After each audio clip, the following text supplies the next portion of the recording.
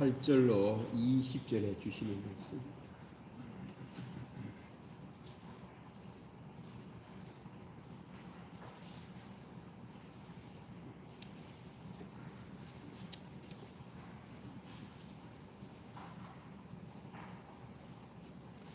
누가복음 1장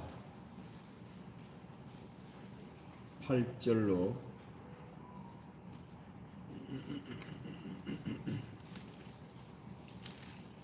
20절에 주시는 말씀입니다. 마침 사가랴가 그 반열의 차례대로 하나님 앞에서 제사장의 직무를 행할세 제사장의 전례를 따라 제비를 뽑아 주의 성전에 들어가 분향하고 모든 백성은 그 분향하는 시간에 밖에서 기도하더니 주의 사자가 그에게 나타나 향단 우편에 선지라.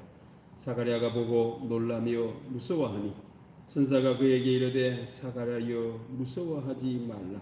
너의 간구함이 들린지라. 내 아내 엘리사벳이 내게 아들을 낳아 주리니 그 이름을 요한이라 하라.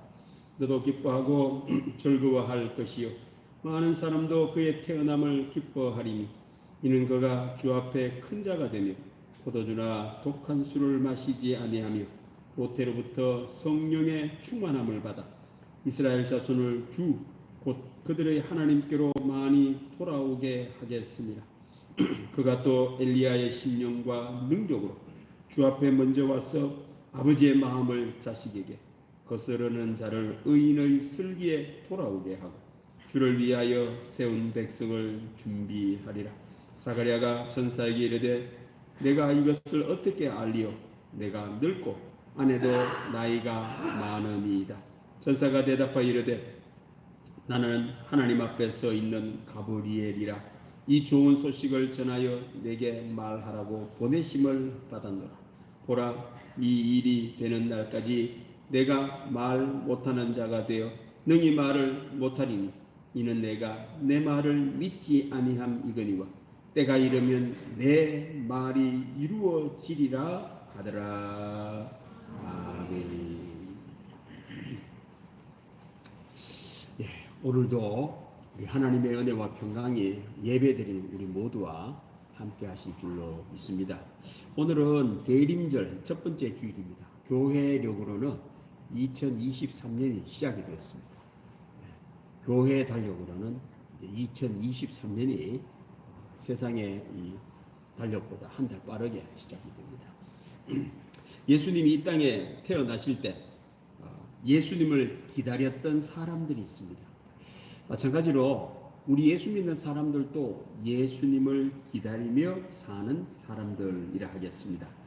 그 말은 제 삶에 예수님은 필요합니다.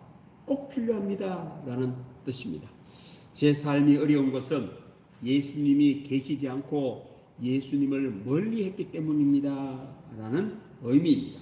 저는 날마다 예수님을 기다립니다. 이런 마음으로 사는 절기가 대림절이라 하겠습니다. 세상 사람들은 예수님보다는 돈을 더 기다리고 대박을 기다리고 아니면 소망을 잃은 사람들은 기다릴 것이 없는 사람들로 살 때에 우리는 누굴 기다린다고요? 예수님을 기다리는 사람들입니다. 그럼 과연 우리에게 예수님은 꼭 필요할 만큼 날마다 기다리고 살 만큼 정말 예수님은 좋으신 분이고 가치 있는 분일까요? 만일 예수님을 기다리지 않고 산다면 어떻게 될까요? 또 늘 예수님을 기다리고 예수님과 함께 사는 사람은 또 어떻게 살까요? 어떤 일이 일어날까요? 오늘 하나님의 말씀을 통해서 이렇게 예수님을 꼭 필요로 할 만큼 예수님은 우리 삶에 꼭 필요한 분이고 예수님이 없는 삶, 기다리지 않는 삶은 힘든 삶이 됨을 우리들에게 알려주고 계십니다. 오늘 읽었던 말씀은 예수님 탄생하실 때 예수님의 탄생을 준비했던 세례 요한이 태어난 그 이야기입니다. 세례 요한은 예수님 앞서서 예수님의 길을 예비한 하나님의 사자 선지자였습니다. 세례 요한은 보통 사람과는 좀 달랐답니다. 보통 사람들의 삶과는 세례요한이 좀 달리 살면서 예수님이 오실 길을 예비했습니다. 자, 그럼 예수님 오시기 전 예수님의 길을 예비한 세례요한의 탄생 때는 하나님의 사자가 나타나서 알려줍니다. 자, 보십시다. 말씀 떼어주세요. 오늘 했던 말씀은 그겁니다. 마침 사가랴는 세례요한의 아버지입니다. 아버지. 사가랴가 그 반열의 차례대로 하나님 앞에서 제사장의 직무를 행할 때 세례요한의 아버지는 제사장이었습니다. 이 당시 예루살렘에는 성전이 어마어마한 성전이 있었는데 이 성전에 일하는 제사장만 18,000명이었다고 합니다. 우리로 말하자면은 교회가 얼마나 큰지 부목사만 18,000명이다 이 말입니다. 보통 목사님 한 분당 교인들 한 200명 정도 관리할 수 있다. 잘 나오는 사람하고 못 나오는 사람 합쳐가지고 한 200명 정도 계산을 하고 너무 힘들면 한 150명 또는 100명 이렇게 관리를 합니다. 여러분들 200명이라 쳐도 15,000명의 제사장이 있다, 18,000명의 제사장이 있다 그러면 이 어마어마한 제사장이 있는 겁니다.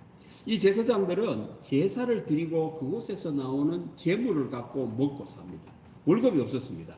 성전에서 나오는 거로 먹어야 되는 게 제사장입니다. 하다 보니 제사장은 업무가 없으면 굶어 죽어요.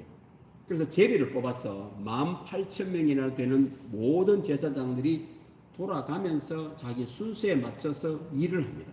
어떤 사람은 양, 염소, 재물이 흠이 있는지 없는지만을 검사하는 사람이 있고 문을 지키는 사람, 들어오는 사람이 깨끗하냐 깨끗하지 못하느냐.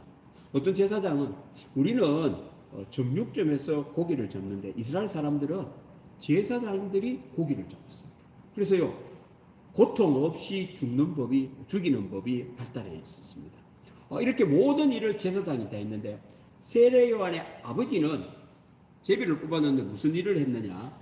성전에서 향을 이래 피워서 냄새가 이래 풀풀 나는 분향하는 일을 이 세례요한의 아버지가 지금 세례요한의 탄생 때에 담당을 하게 되었다라는 그 말입니다. 이때 분향을 하면은 사가랴 제사장은 분향을 하러 성전 안에 들어오고 백성들은 들어오지를 못합니다. 하느님이 계신 곳이라서 밖에서 기도를 했던 겁니다. 이 보시면은 이렇게 제사장의 전례를 따라 제비를 뽑아 주의 성전에 들어가 분향하고 사가랴 혼자 들어가서 하나님 전에서 분향을 하고 모든 백성 그 분향하는 시간에 밖에서 기도하더니 밖에서 기도를 했다고 합니다. 기도하는 내용이 무슨 내용이 이런 기도를 했다고 합니다. 밖에서는 전부 다 자비하신 하나님이여 성소에 오셔서 이 백성의 드림을 기쁘게 받으소서. 이러면 또 조금 있다가 자비하신 하나님이여 이곳에 오셔서 우리가 들으는 이 향을 받아 주옵소서. 이렇게 기도를 계속 했던 겁니다. 곧 하나님의 임재를 비는 기도를 백성들이 밖에서 하였던 겁니다. 왜 했을까요? 왜 밖에서? 한 사람은 밖 안에 들어가서 하나님께 향을 피우면 밖에서는 하나님 임재하옵소서라고 기도했을까요? 그렇습니다. 하나님 없는 삶의 현실이 너무 고달퍼서 하나님도 오셔서 도와주셔야 우리 살겠어요 라는 그런 뜻이 들어있는 겁니다. 사람의 힘으로 살기에 너무 힘들어 하나님의 도우심을 구하고 성소에 나와 하나님의 임재를 구하는 기도를 이스라엘 백성들이 하였던 겁니다. 예수님 탄생 때나 지금이나 앞으로도 인간의 삶은 고달프고 힘들고 어렵기는 마찬가지입니다. 목사님 무슨 소리 합니까? 미래에는 인공지능이 나오고 이제는 자율 차량과 자율 비행기가 나와 사람이 할 것 없이 사는데 얼마나 살기 좋은 세상 오는데 뭐가 어렵단 말입니까? 그렇게 말을 하는 사람은 뭘 착각을 하고 있는 겁니다. 우리가 과학이 발달을 하고 인공지능이 오는 것은 사람의 삶을 편리하게 합니다. 니은 동그라미 평안을 주는 게 아니고 편리하게 한다라는 그 말입니다. 그래서 저희들은 옛날보다 지금 삶이 평안해졌을까요? 편리해졌을까요? 편리해진 거예요. 편리해진 거. 그럼 옛날 사람하고 지금하고 비교를 했으면 누가 더 평안할 것 같아요? 누가 더 행복할 것 같아요? 이거는 몰라요, 여러분. 앞으로도 마찬가지입니다. 인공지능이 나온다고 해서 사람이 마음이 평안한 것이 아니고 편리해질 따름입니다, 여러분. 마음의 괴로움과 스트레스는 앞으로 가면 갈수록 더 세집니다. 왜요? 이제 옛날에는 일자리가 인공지능이 없었을 때는 전부 다 일자리는 지금은요, 이제는 인공지능이 다 가져갑니다. 일자리가 없어요. 무료하게 그렇게 살아야 됩니까? 평안하면요, 극도의 스트레스는 지금보다 더 심할 겁니다. 앞으로 살 우리 아이들은 스트레스 더 심해요. 평안이 없단 말입니다. 그러니까 애들이 게임에 몰두하는 거예요. 빠져야 돼요. 어디 빠지지 않으면은 머리가 복잡해요. 요즘에는 다중인격의 사람이 많다고 하지요. 내 안에 내가 알지 못하는 내가 너무 많아요. 한 사람이 나야 되는데 이게 난지 이게 난지를 몰라. 이 정신이 분열이 되는 겁니다. 못 살아요, 여러분. 앞으로는요, 정신분열 환자들이 더 늘어납니다. 왜요? 복잡해지기 때문에 그래요. 편함과 평안은 다릅니다, 여러분들. 앞으로의 삶도 편리해질지는 몰라도 평안은 없습니다. 교회는 성경은 우리들에게 편리함을 가르쳐 주는 것이 아닙니다. 이건 안 가르쳐 줘도 알아서 다 하기 때문에 안 가르쳐 줍니다. 교회는요, 평안을 주십니다. 예수님은 우리들에게 부활하시고 난 뒤에 평안을 너희에게 주노라. 오늘 예배드리는 여러분들 모두가 다 예수님 안에서 평안을 경험하는 여러분들 되기를 바랍니다. 특히 예수님 시대 때는 이스라엘은 나라의 주권을 로마에 빼앗겼습니다. 식민지 국가였습니다. 자유가 없었습니다. 세금을 내도요, 로마 군인이 이스라엘 지방에 주둔을 했습니다. 이들은 지켜주고 외교도 해주겠다라면서. 그럼 그들은 뭘로 먹어서 합니까? 이스라엘 백성들이 낸 세금을 군인들 먹여야 돼요. 로마 군인을 먹여야 되고 로마 외교하는데 다 담당을 해야 됩니다. 그런다고 이스라엘 사람들은 또 지도자가 없습니까? 있어요. 이들도 먹이고 로마 군인들도 먹여야 되니 세금이 다른 나라에 비해 좀 많이 나가고 정치적으로는 불안정합니다. 경제적으로는 먹고 살기가 어려웠습니다. 예수님 시대에는 그래서 굶어 죽는 사람들이 꽤 많았다고 합니다. 그래서 예수님이 오병이어 기적을 일으킬 때 그렇게 5,000명, 15,000명이 몰려들었던 이유가 못 먹으니까 예수님을 통하여 한번 먹을 수 있어서 몰려들었던 겁니다. 뿐만 아닙니다. 사회적으로는 부자유했고 정치적으로는 불안했으며 질병들이 있었고 하루의 삶이 고통스러운 어두움 가운데 살 때가 예수님 시대의 사람들이었습니다. 이런 인간의 삶, 고통스러워서 사람들은 이 성전에 와가지고 하나님 임하여 주옵소서, 임하여 주옵소서, 내 힘으로 살기는 너무 힘듭니다. 하나님의 도우심으로 살기를 원합니다. 라고 했던 겁니다. 이렇게 사람이 하나님 없이 사람의 힘만으로 사는 것을 히스토리 역사라고 말을 합니다. 인간의 역사, 인간 이야기입니다. 인간 이야기는 사람에 의해서 세상은 돌아간다라고 이해를 하는 역사로 인간 중심의 시간 속에 사는 삶입니다. 쉽지 않습니다. 힘들다라는 겁니다. 괴롭다는 겁니다. 그래서 하나님의 임재를 구했던 겁니다. 그런데 오늘 드디어 하나님께서 오셨습니다. 하나님의 사자가 사가랴에게 임했던 겁니다. 놀라운 일이에요. 자, 그 다음 말씀 보십시다. 주의 사자가 그에게 나타나 향단 우편에 선지라. 그러니까 저 사가랴가 향을 피우는 그곳에 가가 향을 이렇게 해가지고 이렇게 하면서 하나님, 지금 밖에서는 이스라엘 백성들이 삶이 너무 고통스러워 하나님의 임재를 구합니다. 우리 하나님 임하여 주옵소서. 그러니까 제사장이 이 하나님께 나와 이렇게 할 때에 이스라엘 백성들의 모든 마음을 담아가 드릴 거 아닙니까? 아무 생각 없이 그냥 이래 하면서 이스라엘 사람들은 지금 고통 가운데 죽어가는데 제사장이나 되는 사람이 죽든 말든지 무슨 상관이고 빨리 이것만 하고 가야지 이렇게 했을까요? 사가랴가 괜찮은 사람입니다. 주의 사자가 임한 거 보면 할 때마다 하나님 임하여 주옵소서. 우리를 구원하여 주옵소서. 이렇게 했던 겁니다. 그런데 진짜 놀라운 일이 벌어졌어요. 주의 사자가 나타난 거예요. 그 옆에 나타난 거예요. 진짜 사가랴는 계속 그렇게 해왔고 하나님의 사자가 안 나타났기 때문에 오늘 또 나타나지 않을 거로 생각을 하고 분양을 했는데 향단 우편에 주의 사자가 뚝 나타난 거예요. 했더니만 사가랴가 보고는 놀래가지고 충격을 받아요. 너무너무 충격을 받아요. 주의 사자가 보고 주의 사자도 놀랐어요. 아니 그렇게 기대를 하고 올 때마다 주의 하나님 우리 임재해 주셔서 우리의 이 예배를 받아 주옵소서라고 하면 정말 하나님이 임재하시고 주의 사자가 임하면 어떻게 해야 됩니까? 아이고 반갑습니다. 아이고 감사합니다. 오셔서 기쁘면 이래 해야 되는데 직접적 왔더니만 사가랴가 무서워가지고 너무너무 무서워가지고 죽을 지경에 이르를 만큼 충격을 받은 거예요.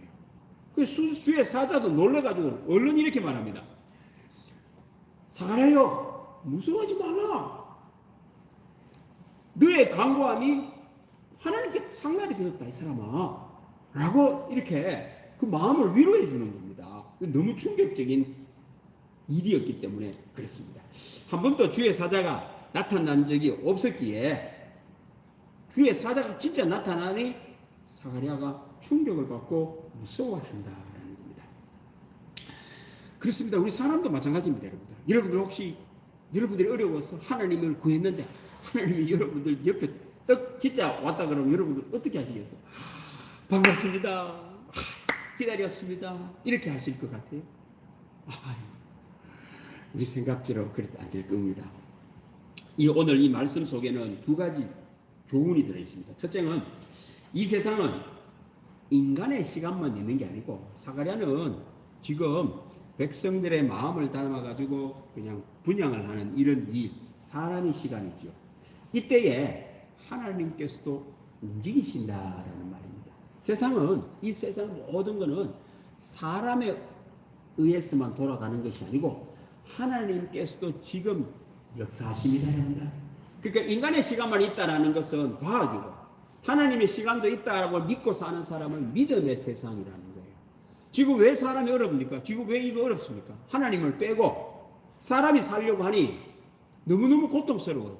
인간의 역사로는 힘들어가 하나님의 임재를 구했고 하나님의 임재가 임했다라는 거예요. 그래서 이 세상의 삶은 세상에 믿지 않는 사람들은 세상 일은 사람의 생각, 사람에 의해서만 돌아간다라고 할 때에 지금 오늘 하나님께서 우리들에게 주시는 교훈은 하나님께서도 일하십니다. 여러분들이 일할 때가 여러분들이 괴롭고 여러분들이 어려울 때에 하나님을 믿는 사람들은 지금도 하나님은 여러분들을 위하여 일하고 계십니다. 너무 외로워하지 말고 힘들어하지 말아라는 겁니다. 두려워하지 말아라는 겁니다. 지금도 하나님은 일하십니다. 이걸 구원사, 구속사라고 합니다. 세상에는 역사만 있는 게 아닙니다. 구속사도 있습니다. 두 번째는요. 막상 하나님의 사람을 만나는 사람에게는 그 만남이 무서운 만남이다라는 겁니다. 여러분들. 충격적이라는 겁니다. 하나님께서 우리를 만났을 때 하나님께서도 고민스러우신 거예요. 왜? 아니 기대를 하고 기다리던 만남이면 만나는 사람들이 춤을 추면서 기뻐해야 되는데 까무라칠 듯이 놀라가 만나요. 만나는 하나님도 걱정이 되는 거예요. 내가 괜히 갔다가 저들 죽는 게 아니라 아니 내가 충격을 주려고 하는 게 도와주려고 하는데 만남도 제대로 안 되네. 어떻게 하지? 사람에게는 하나님의 만남이 무섭다라는 말입니다. 우리 하나님께서는 좋은 뜻으로 만나려고 하는데 사람은 무서운 만남이라는 그 부담되는 만남이 하나님을 만나는 만남입니다. 우리가 사람을 만날 때에 나와 마음이 맞는 사람은 기쁜 만남이지만 나하고 마음이 맞지 않는 사람은 부담되는 만남이 됩니다. 이 기다려지는 만남이 아니고 걱정이 되고 이게요 두려운 마음이 드는 그런 만남이라는 겁니다. 사람이 하나님을 만날 때 충격을 받고 무서워한다는 말은 하나님의 마음과 사람의 마음이 같은 마음이 아니라는 말입니다. 다르다는 거죠. 마음에 맞는 만남이라면은 기다려지는 만남인데, 사람에게 충격이라는 것은 하나님의 마음과 만나는 사람의 마음이 다르다라는 겁니다. 그럼 하나님이 문제가 있을까요? 하나님이 우리를 만나는데 아주 나쁜 하나님이고 우리를 괴롭히는 하나님이라서 이랬을까요? 아닙니다. 이렇게 하나님과 사람이 만나는데 사람이 맞지 않는 것은 사람의 문제가 있는 거죠. 하나님은 좋으신 하나님입니다. 우리를 구원의 길로 인도하시는 하나님입니다. 그런데 왜 사람이 하나님하고 만나는데 이게 맞지를 않습니까? 그렇죠. 사람에게 문제가 있는 겁니다. 무슨 문제가 있을까요? 우리 하나님은 거룩하십니다. 사람은 허물이 많고 죄가 많아요. 죄 많은 사람이 하나님을 만나려고 하니 마치 도둑과 경찰의 만나는 것처럼 되어버렸습니다. 원래는 아버지하고 자식이 만나는 것이 하나님과 우리 사람과의 만남이어야 되는데, 사람이 자꾸만 하나님을 거역을 하다 보니 그만 경찰하고 도둑이 만나는 만남이 되어가 사람이 하나님을 만나려고 그래 무섭고 두렵고 부담되는 그런 만남이 되었다라는 그 말입니다. 충격적이죠. 참 사람은 곤란합니다. 사람 스스로 살기에는 괴로운 현실, 고달프고 아프고 캄캄한 어둠의 인생이라 하나님의 도우심을 구하려고 하나님께 나아왔는데, 만나려고 하니 아이고, 하나님을 만나는 것이 더 놀랄만한 일이고 더 충격적이라면 하나님을 만나야 할까요? 만나지 말아야 할까요? 그게 우리 인간입니다. 그래서 세상 사람들은요, 크게 두 가지를 합니다. 하나는 차라리 하나님 안 만나려고 합니다. 하나님이 없다라고 하는 사람이 있습니다. 하나님이 없이 살려고 합니다. 너무 무서워. 무덤 부담돼. 차라리 하나님이 없이 좀 괴롭고 살고, 이게 인생이고 이게 운명이니까 이걸 운명이라 생각하고 막 이렇게 괴롭게 그냥 살자라고 생각하는 사람이 있습니다.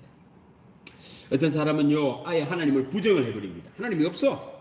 하나님 어디 있노? 하나님 있다고 하니까 괴롭잖아. 하나님 없다 하면 되지. 그럼 없다고 한다 치더라도 내 현실의 문제를 어떻게 합니까? 막 그거는 막 전생에 그런 줄 알고 그러려니 하고 살지 뭐 우연하고 라고 하나님을 부정하고 살고.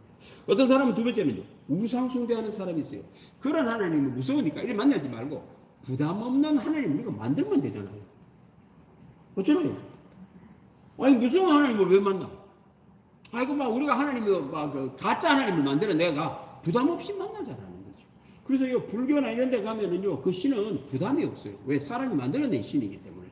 그 대신 그 신으로부터 받는 것도 없습니다. 그 신은 인격적인 신이 아닙니다.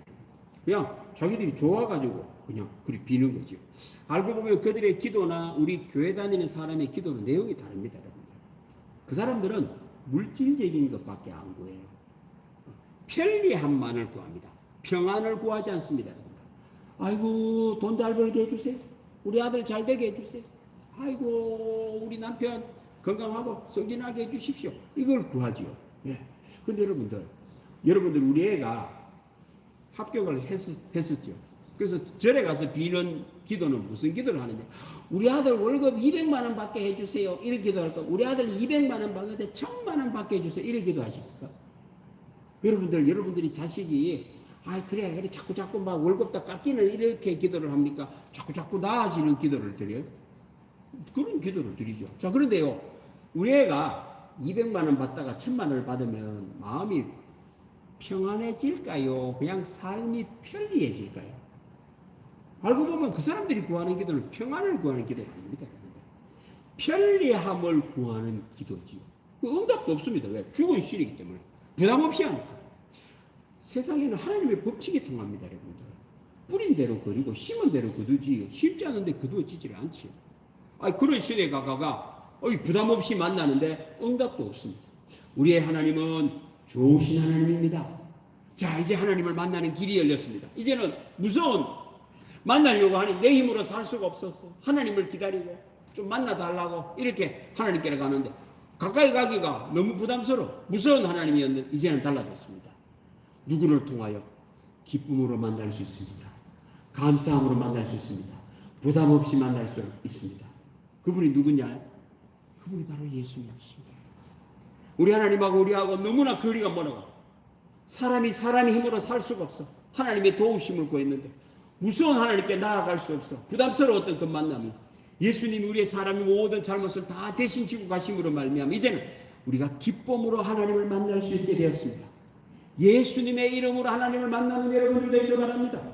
그래서 오늘 하나님께서 세례 요한의 아버지에게 주시는 말씀 속에 예수님이 오시는 사건이 얼마나 놀라운 사건임을 알려주고 계십니다. 자, 그 다음 말씀 보십시다. 그러니까 사가랴의 아들로 태어나는 세례 요한이 엘리야의 신명과 능력으로, 그러니까 세상 사람하고 똑같이 예수님이 오시는 길을 예배하는 게 아니고 엘리야에게 임했던 신명과 엘리야에게 임했던 능력으로 예수님 앞에 와서 이런 일을 하리라 라고 지금 알려주고 있는 겁니다. 그래서 이때 세례 요한은 이 두 가지를 받게 됩니다. 엘리야의 신명과 능력을 덧입는다라는 말입니다. 여기서 신명이라고 하는 말은 성경에는 푸뉴마라고 되어 있습니다. 그냥 일반적으로 영이라고 번역하는 그 영입니다. 영. 그러니까 엘리야에게 하나님의 영이 임했다라는 겁니다. 예수님께서 요한복음 3장에 물과 성령으로 나지 아니하면 하나님 나라를 볼 수 없느니라고 하실 때에 그 성령이 바로 푸뉴마입니다. 그 영이 엘리야에게 임했다. 그 엘리야에게 임했던 영이 세례 요한에도 임할 거다라는 그 말입니다. 두 번째는 세례 요한에게는 능력이 임한다라는 겁니다. 여기서 능력이라고 하는 말은 디나미스라고 하는 말입니다. 디나미스는 평범한 사람이 탁월하게 되는 그 능력을 말합니다. 평범한 사람이었는데 이 디나미스를 딱 받으면 이 사람이 탁월한 일을, 보통 사람과는 다른 놀라운 일을 하는 사람으로 바뀌는 그 능력이 디나미스입니다. 그래서 예수님께서 성전을 하시기 전에 사도행전 1장 8절에 오직 성령이 너희에게 임하시면 너희가 권능을 받고 할 때 권능이 디나미스입니다. 예수님을 믿으면 하나님께서 우리들에게 권능을 주시는 거예요.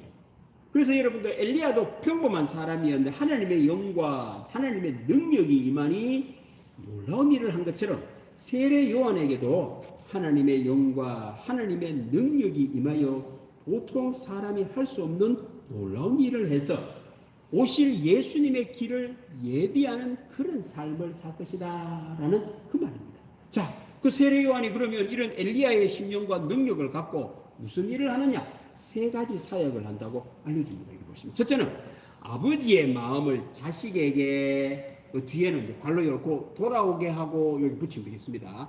아버지의 마음을 자식에게 돌아오게 하고 그스러는 자를 의인의 설기에 돌아오게 하고 두 가지.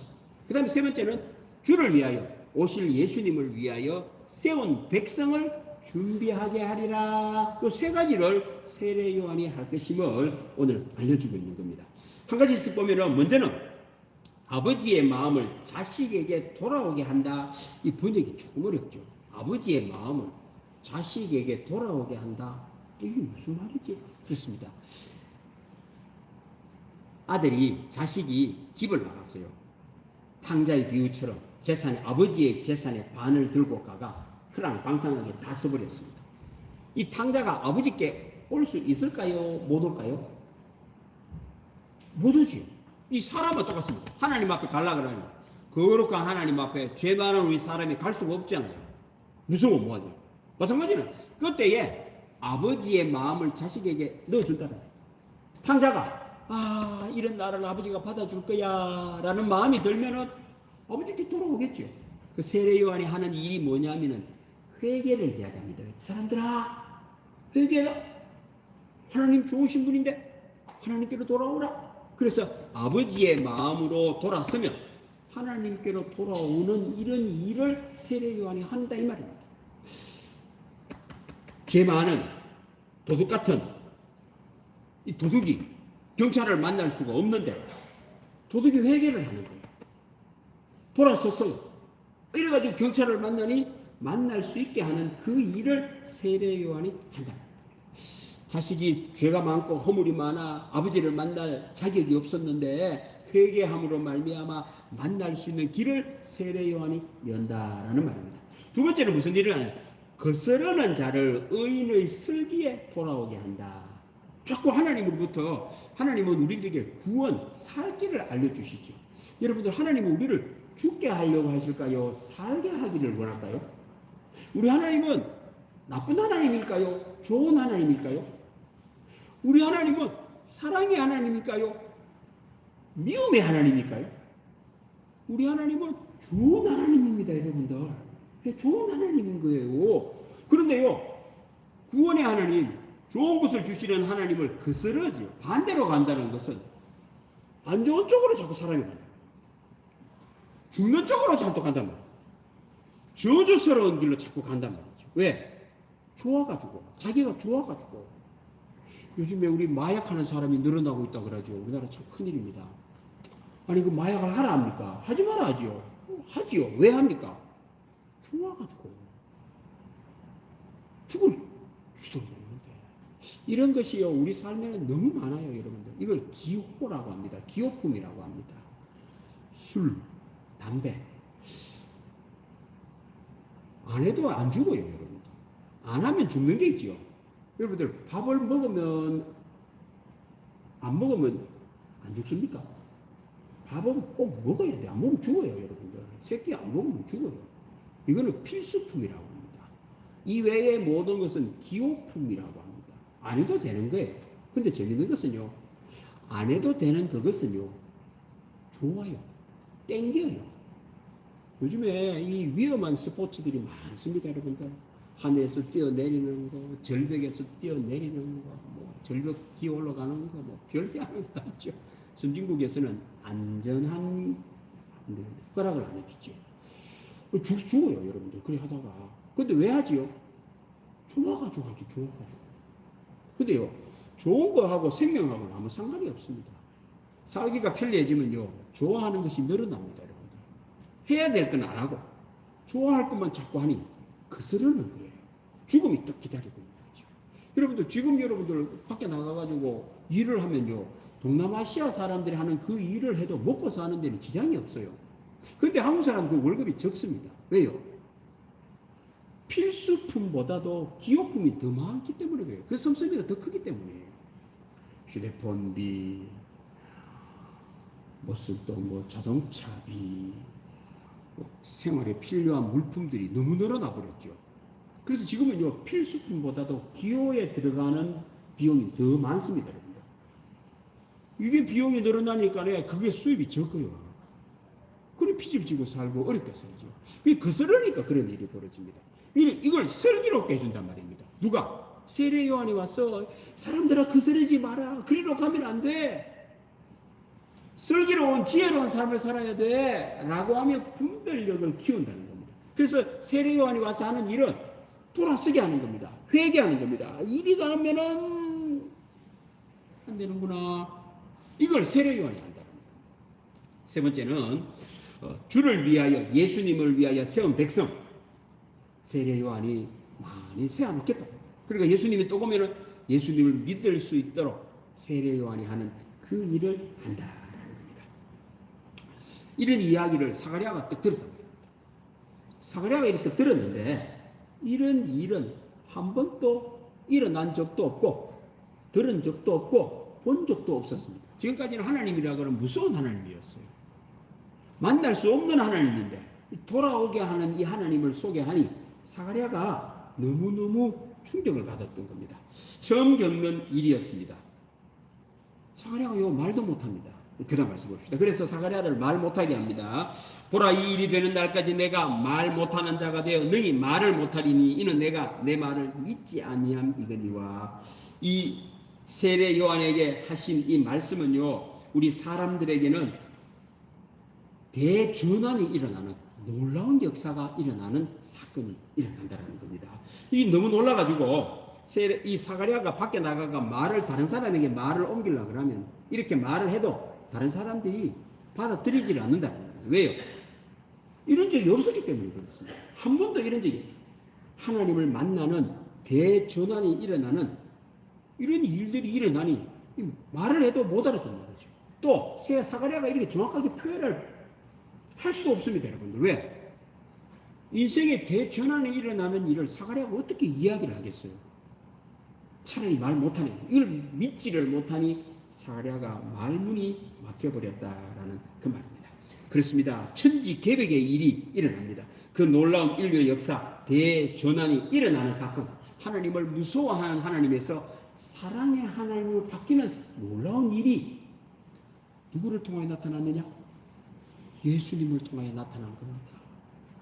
예수님은 우리들에게 하나님이 다른 하나님으로 나타납니다. 무서운 하나님이 아니라 여러분들 오늘 또 우리가 하나님을 위하여 하나님께 나와 예배드릴 때 하나님 우리를요 무서운 하나님으로 만나 주시는 게 아니고 사랑의 하나님으로 만나 주십니다. 그런데 죄 많은 우리를 어떻게 그냥 만납니까? 그래서 그 죄를 예수님이 따는 거예요. 대신 가져가 주셔서 하나님께서 우리를 만날 때마다 무서운 하나님으로 와야 되는데 예수님이 대신 가져가 주셨습니다. 하나님이 우리를 이렇게 기쁘게 만나 주시는 놀라운 사건이 예수님이 오신 사건이라는 겁니다. 세례 요한은 이걸 준비를 했지만 예수님은 지금도 하십니다, 여러분들. 역사하십니다, 여러분들. 놀라운 일입니다. 그래서 세례 요한에 주실 때 그 일을 세례 요한은 준비를 했지만 예수님이 지금도 하십니다. 자, 그 다음 말씀 보십시다. 그래서 예수님은 이런 일을 합니다. 예수님이 오셔가지고 아버지의 마음을 자식에게 돌아오도록 예수님은 하십니다. 만날 수 있도록 하신다라는 말입니다. 예수님이 중보자가 되어 주신다는 말입니다. 십자가로 하나님과 우리를 만나게 해주신다라는 말입니다. 경찰과 도둑의 만남을 아버지와 자식의 만남으로 바꾸어 주신다라는 그 말입니다. 이제 하나님은 무서운 하나님으로 우리에게 오시는 것이 아니고 사랑의 하나님, 어떤 허물이나 우리의 잘못에도 예수님의 이름으로 나아가는 사람들은 오늘 또 하나님께서 기쁨으로 받아주실 줄로 믿습니다. 내 공로가 아니고 예수님 때문에 그렇다. 예수님은 중보자가 되어 주신다라는 그 말입니다. 예수님의 이름을 부르면 됩니다. 여러분들 삶에 고통이 따르고 어렵거든요. 내 힘으로 하기에 감당하기 어려운 일이 있으면 예수님의 이름을 부르는 여러분들 되기를 바랍니다. 여러분들, 제가 어릴 때 충격적인 사건이 한 번 있었습니다. 한 번 이야기한 적은 제가 중학교 3학년 때입니다. 우리 집도 단칸방에 그래서 살고 있어요. 옆집에 또 단칸방에 그래서 살았습니다. 근데 그 집에 아버지는 무서운 아버지였습니다. 교회를 안 다니는. 허구한 날 밥상을 엎어요. 아니 뭐 화가 나면 있잖아요. 그냥 화를 내면 되는데 밥상을 엎어요. 그럼 밥상이 와장창. 옛날 밥상은 그 알루미늄으로 된 그 밥상 조그만한 거 있잖아요. 밥하고 반찬 몇 개 없으니까 이걸 툭 쳐보면 그래 한 번씩 있으면 와장창 그러면 제가 옆에 있다가 깜짝깜짝 놀라요. 와장창. 그럼 오늘 또 밥 못 먹는 거지. 그냥 가는 거. 한 번은 그 딸이 나보다 한 살 많았는데 무슨 잘못을 했는지요. 아버지가 화를 얼마나 냈는지 옷을 홀딱 벗겨가 밖에 내쫓아. 그리고 그 엄마도요, 남편이 하도 무서워가지고는 그걸 해야 되는 거예요. 그러니까 겨울날 그 딸이 중학교 4학년밖에 안 되는 아이를 갖다가 홀딱 벗겨가지고 집 밖에. 갈 데가 없잖아요. 옷 벗고 어디 갑니까? 도로로 나갈 수 없고 골목에 오들오들 떨고 있는 거지. 이 엄마도 어떻게 할 수가 없습니다. 줄였다가는 또 밥상 엎어보고 막 계속 지라는 거를 자 줄여놔두면 얼어 죽을 건데 지금 어떻게 하죠? 아무도 못해요. 아버지도 아마 후회가 되겠지. 쫓긴 쫓아냈는데 바로 들어오게 하려는 알고 없고 지금 어떻게 하나 고민스러웠겠죠. 할 때 우리 아버지가 우리 어머니 보고 빨리 가가지고 얼른 담요로 애 좀 감싸안으라. 그러니까 우리 어머니가 담요를 들고 가더니 애를 데리고요 우리 집으로 들어오더라. 그러가 가고 입이 새파래져가지고 무서워가지고 또 떨면서 그래 있더라. 그래 들어왔어요. 한 2시간 되고 나니까 그 엄마가 어떻게 됐는지를 밖에 나가 보는데 애가 없지요. 우리 집에 들어와 있습니다. 아이고 고마워가지고 얼마나 고마워하는지. 한 2시간 동안 여러분들 밖에 그 벌벌 떨고 있다고 생각해 보세요. 얼어 죽지. 아버지도 아마 그 내놓으니까 너무 심하다 싶었겠죠. 그러니까 나가보라 그랬겠지. 여러분 인생에도 중보자가 없으면 여러분들 스스로 해결하기 어렵습니다. 죄 많은 죄인이 자존심이 있어가지고. 마찬가지 하나님과 우리의 사이도 마찬가지입니다. 허물 많은 우리가 늘 그 역을 하는 우리가 어떻게 하나님께로 갑니까? 여러분들 두려워하지 마십시오.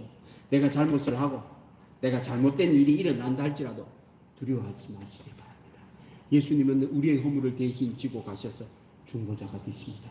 이제는 하나님은 무서운 하나님이 아니라 사랑의 하나님으로 우리를 만나 주십니다. 이게 예수님이 하신 일. 그 예수님을 기다려야 됩니다. 두 번째는 예수님이 이런 일을 합니다. 거스르는 자를 의인의 슬기에 돌아오게 한다. 지혜롭게 한다라는 말입니다.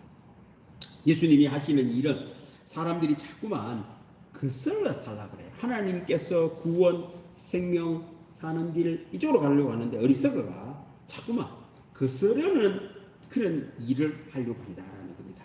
근데 예수님의 이름을 부르면 마음을 바꾸어 준다는 겁니다. 예수님을 믿으면 마음이 바뀝니다. 어떻게? 거스르는 마음에서 순종하려고 하는 마음으로 바뀝니다. 순종하는 마음으로 바뀌면 희한한 일이 벌어집니다. 여러분들, 분별력이 생깁니다. 뭐가 생긴다고요? 분별력이 생깁니다. 지혜가 생기는 거예요. 예수님은 지금도요, 왜 사람이 무슨 일이 잘 안 됩니까? 어리석어서 그런 거예요. 이 세상은요, 꼭 분별하고 살아야 됩니다. 사는 것과 죽는 것이 있고요, 되는 것이 있고 안 되는 것이 있어요. 선한 것이 있고 악한 것이 있어요. 좋은 사람이 있고 안 좋은 사람이 있어요. 미래에는 아무도 모릅니다. 선택을 해야 됩니다. 요 선택을 잘하는 것을 지혜롭다 하고, 선택의 기준이 없이 자기가 임의로 선택하는 것을 어리석다라고 하는 거예요. 예수님을 믿으면 놀라운 일이 벌어지는데 지혜로워지는 거예요. 왜? 거스르지 않고 뭐가 바른지, 뭐가 되는지, 뭐가 쓰는지, 뭐가 옳은지, 뭐가 천국인지 이걸 알려주신단 말입니다. 뭘로? 말씀으로. 여러분들, 말씀으로 알려주십니다. 예수님을 믿으면 지금도 부족한 어리석은 내가 거스르는 삶을, 내 마음을 예수님이 바꾸어 주십니다. 말씀을 주셔서 순종하게 하고, 그러므로 말미암아 분별력이 있어 지혜로운 인성으로 바뀌어집니다. 예수님을 필요로 합니다. 예수님이 없으면 어리석어요.